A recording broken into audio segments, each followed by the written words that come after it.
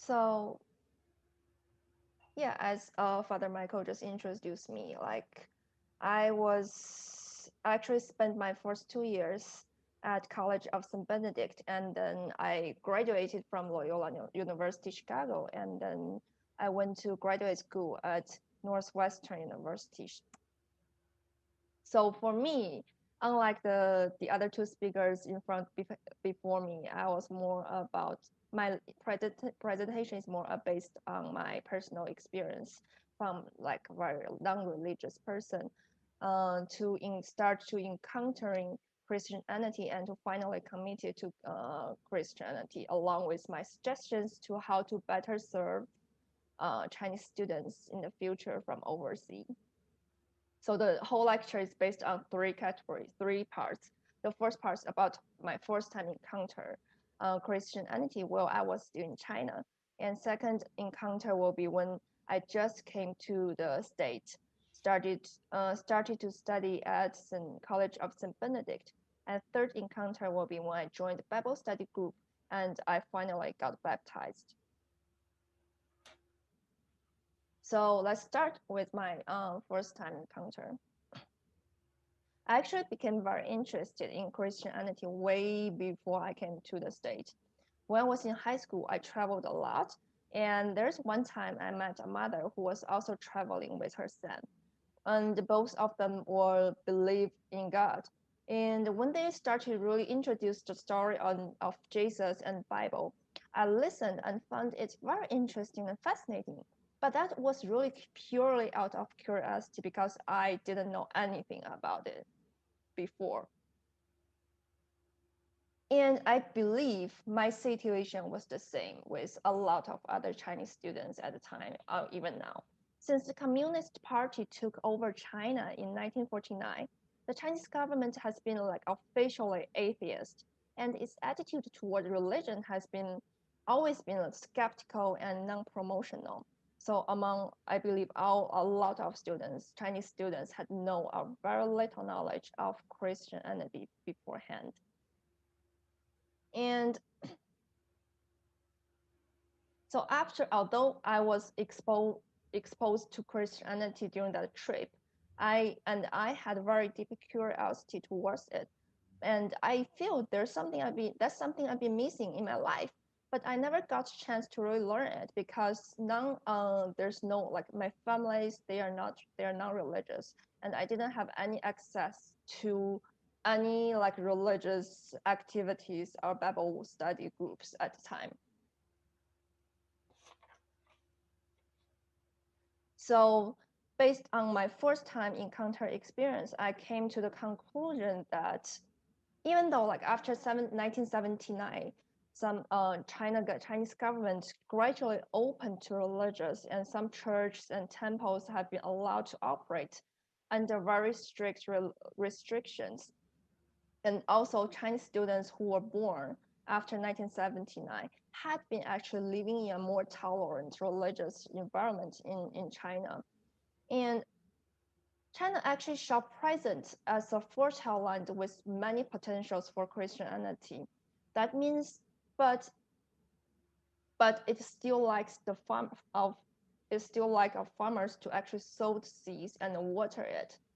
So that means that the students in China, they already started to aware of the possibility of becoming religious and very curious about it, like me, but there's no one to lead them or show them the way. And my first time encounter with religion was happened in College of St. Benedict. Just for your information, I believe most of you will already know about this college, but I still want to make some background introduction to people who don't know about this. So the College of St. Benedict and College and St. John's University are two very closely related private Roman Catholic higher education institutions in Minnesota. And the College of St. Benedict in St. Joseph and is a women's college. St. John's University is actually in another city very close by, and it's a men's college. Students from both institutions have a shared curriculum and access to the resources of both campus.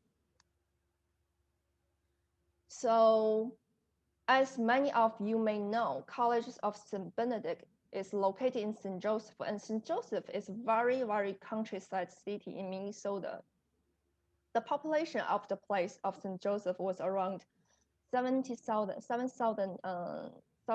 at the year, like 2 years ago. Probably a little bit more this year, but won't be too much. And long before 2008, College of St. Ben's had started to have a connection with some churches and Catholic communities in Hong Kong. And it actually led to a connection with China mainland at time as well. And starting from 2008, the admission office from St. Ben started to actually go to mainland China to recruit students from there. So although this St. Joseph is a very, very tiny city compared to all the big cities in the state and in China, but since 2008, the Chinese students in campus, the amount of Chinese students in campus increased significantly. And of course, also there are many religious and faith-based organizations in St. Joseph at time, but none of them is actually Chinese-based at all. I want to just show you a picture of College of St. Ben's to give you an idea of like, it's so pretty, especially for me. I came from Beijing, such a crowded city, but it's such a like a heaven for me but in the same time, you can see it's really in the middle of nowhere, in the forest and everything. So probably it's not really in the most wanted to go to college list for a lot of American students here. And for sure not for a lot of Chinese students when they are so used to live in the city life. But why? But because of the connection and community that happened here. That's why there's like suddenly from 2008, a lot of Chinese students started to go to this school. And as a Catholic school, it's very impressive, I would say. But still, okay.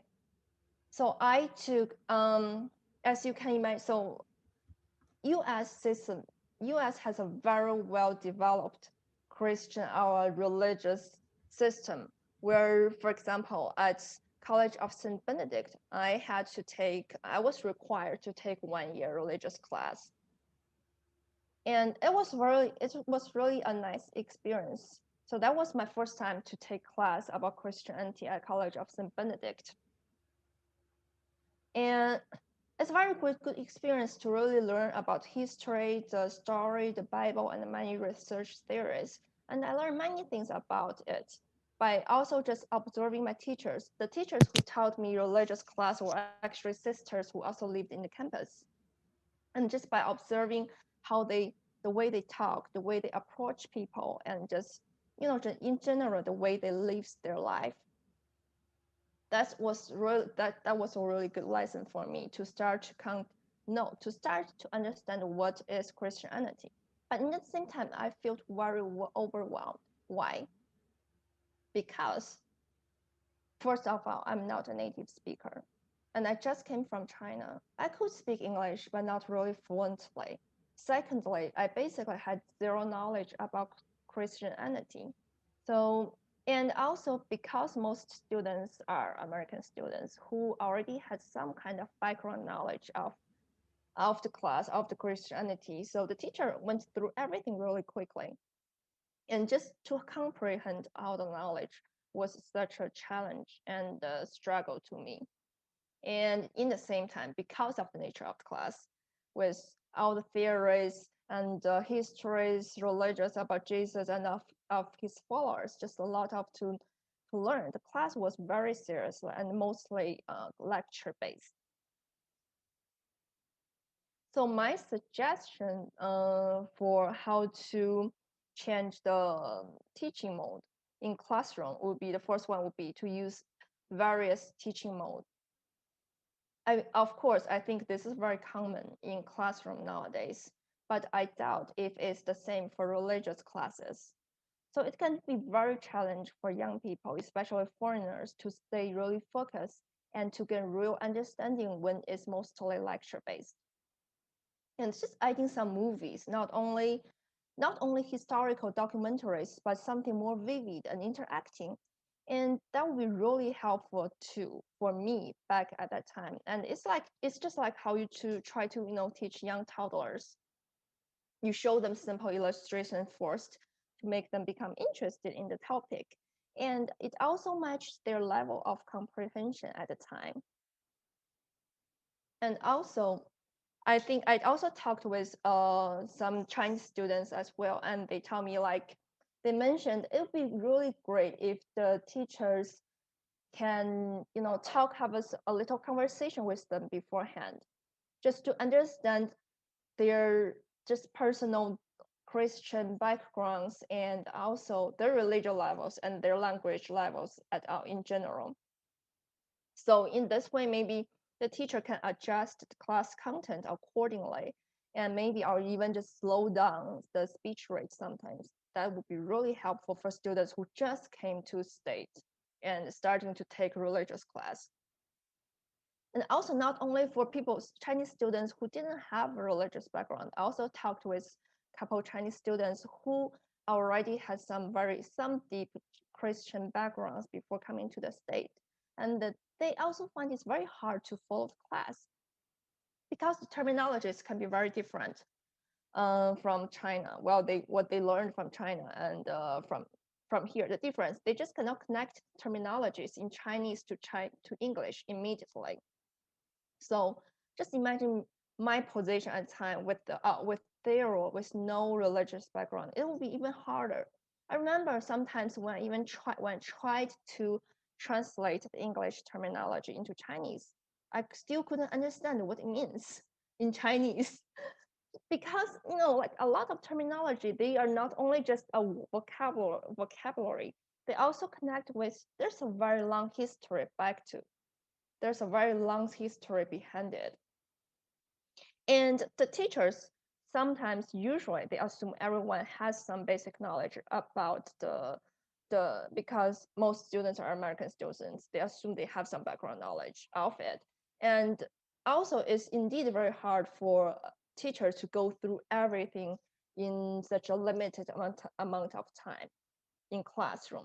So my another suggestion would be teacher maybe can hand out some menus before class in both Chinese and English, with some basic introduction of the terminologies and histories and theories, and just send it out to international students. So in this case, at least we can make sure we can let students to have some basic understanding of before really coming to the class instead of just sitting in the classroom without knowledge of knowing anything and just listen to the lecture passively. This is, I don't know if any of you have learned about this. This is actually Lego Jesus. So someone started to rebuild the entire Bible story to Legos. So you can find online. I actually learned about this when I was in college, and that was very interesting for me. So this is just an example to show how we can use this to attract younger people and the Chinese students. There are multiple ways, not just only lectures from the book. Yeah. So as I have stated before, it's really great for me to learn a lot of things from the classroom, but that was not really enough for me at the time. And why? Okay, so I have to admit, the reason I took that 1 year religious class was mostly because of the policy. I had to take it to pass to graduate. I think that's the situation of for a lot of Chinese students who are in Catholic school at the moment. And although I said that before coming to the state, I was curious about religion, but because of the grading system, I need to think about how to pass the exam, and because of my language barrier and the distraction of living in a new country, and also all the new knowledge about Christianity just poured into my mind that I have never heard of before. Because of all this, I just simply didn't have the extra attention to class and to explore my own curiosity about my religion, my belief, and my identity. So, okay. So we have the class to offer students about religion class, and that's not enough for me because of all the pressures I faced before. And also I believe it's because due to the hierarchy, teaching style, teaching education system between teachers and students in China as well. So for us back in China, as you can see from pictures, like all the students are very listening to their teacher very, very respectfully. So this is, so I want to say that back to China, teachers are more like managers to students. So yeah, we have to respect teachers as there are managers with some kind of like we're afraid if they will fire us if we don't do great. So, and the ideology really extends to how Chinese students view class content, our schools even. So we just go to class. Why? Why we study so hard? Because we just want to pass the exam and get a good grade and then go to a good university and then get a good job. That's the sole purpose for us to attend class. And in the meantime, a lot of Chinese students, including me by time, we just simply forgot, never thought, even not forgot, but never thought about what we gain from the classroom actually maybe benefit our inner selves as a human being and how it can help us to form our own identity and the meaning of life. So yeah, I want to mention a little bit about Chinese students' problem or difficulty to find their own identity. There was like before, I think after the Cultural Revolution, long time like after Cultural Revolution, China had basically destruct its own tradition, culture, and so by then, most Chinese students from that moment, most Chinese students are educated by doctrines without any critical thinking from within themselves. And the result is a very huge discrepancy between the doctrines and the social reality caused the empty and the meaningless feeling of life from many Chinese students. So we don't know what are we looking for until we come to the state. When I just came to the state, that's my first time to exposed under such a different ideologies, different cultures, and freedom of thinking, and just people have different ways of thinking. And I was totally lost, not only because of I started to live in a new country, but also because I never thought of any of this before. And I think that's the main reason why more and more Chinese students start to converge into Christianity, because it really helps them to feel the blank part, and start to make them think about themselves, to think about religions, to think about who they really are. And also, as most students, most Chinese people who come here, as me, who were just students who started their high school year or college year, so they were at a life stage of emerging adulthood,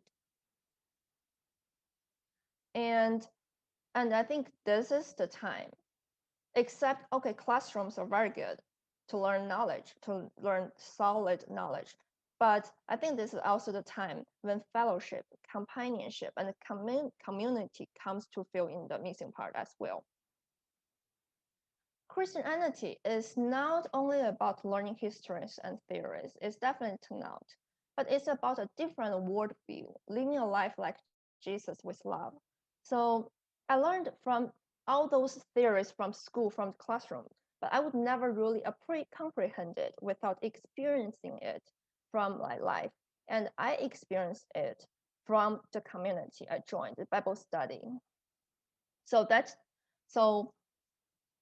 My actually third time encounter happened after I started school at Loyola University, Chicago, where I finished my bachelor degree.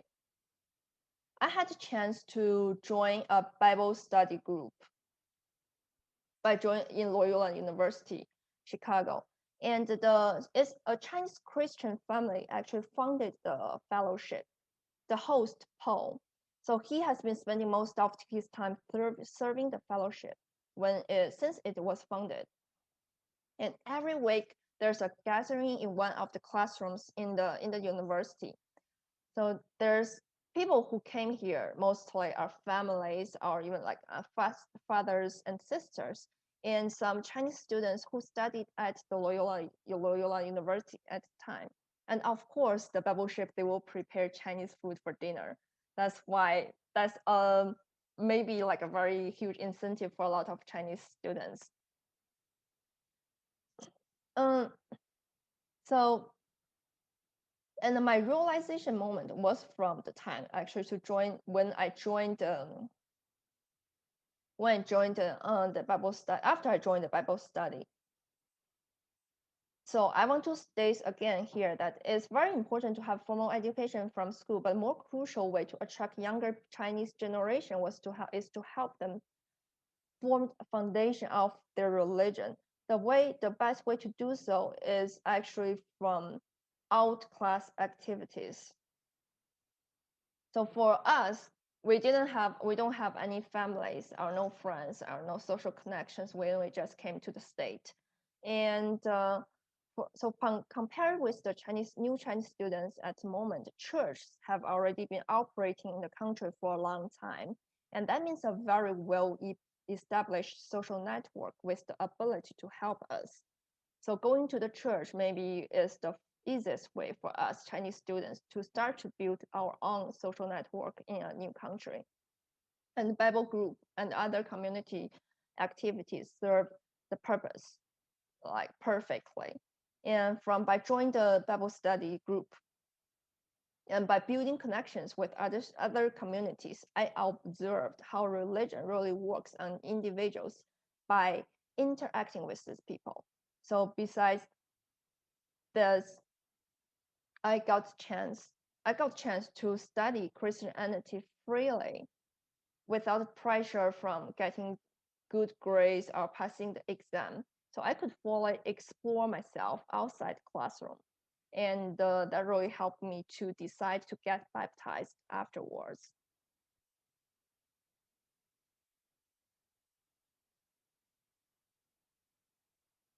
So my suggestion, so I just want to mention here states again how important social networks play into Chinese students' religious life.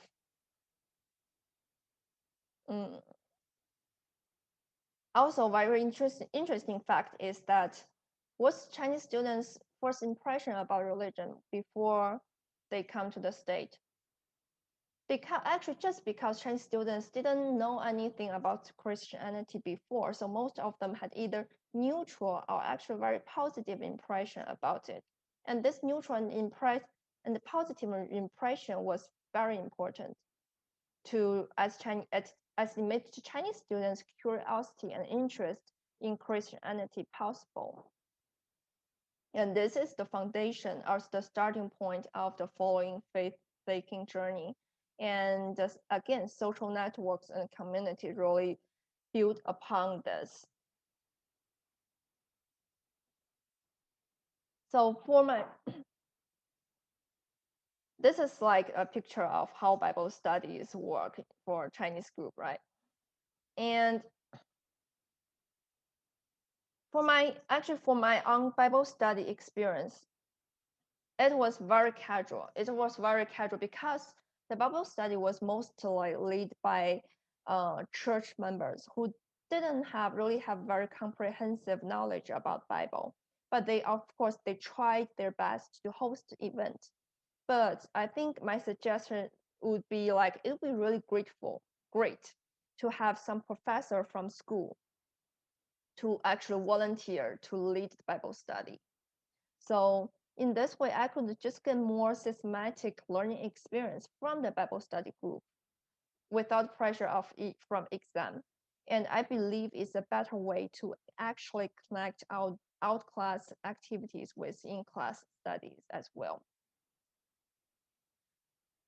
I know like we are trying to really, so my suggestion again is except the paying attention to in-classroom activities and the class materials, we should put equal attention to out-class activities as well. And just building bond and connections really helps Chinese students to start question and to form the idea of exploring and pursuing their beliefs.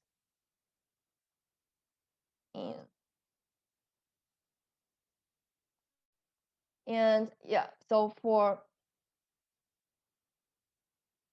I think in order to really better serve Chinese students coming to the state, we should really help to lead students when there's curiosity and understand students' needs based on their unique experiences, personalize teaching strategies accordingly, and complement with out-class activities.